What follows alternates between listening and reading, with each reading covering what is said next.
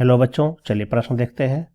भारत में निम्नलिखित में से किस एक औषधीय पादप की स्पीशीज संकटग्रस्त है?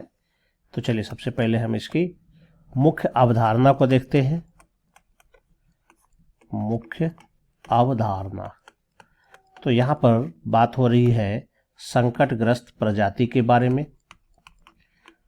संकटग्रस्त प्रजाति, इसका मतलब होता है जिसकी संख्या में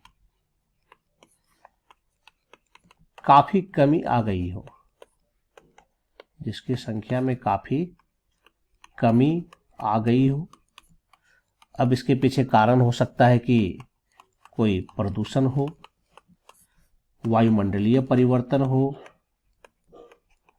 वायुमंडलीय परिवर्तन हो, या फिर शिकार हो, या फिर कोई अन्य कारण हो सकता है। इस कारण से इसकी संख्या क्या होती है, काफी कम हो जाती है। जब कम हो जाती है तो इसी को हम लोग कहते हैं कि यह संकटग्रस्त प्रजाति है। तो भारत में ऐसे कई पौधे जीव जंतु है जो कि संकटग्रस्त है, यानी कि अगर इस पर ध्यान नहीं दिया गया, इस पर अगर ध्यान का मतलब यहाँ पर इसके संरक्षण की बात हो रही है, इसकी संख्या की बात हो रही है, ठीक है। संरक्षण और पोषण पर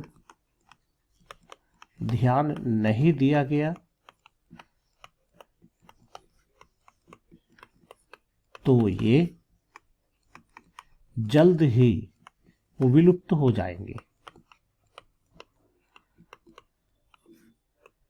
जल्द ही विलुप्त हो जाएंगे, यानी ये संकटग्रस्त हो जाएगी।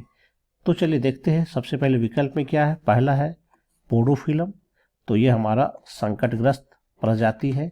यह एक औषधीय पादप है जिसका उपयोग कैंसर एवं अन्य रोगों के लिए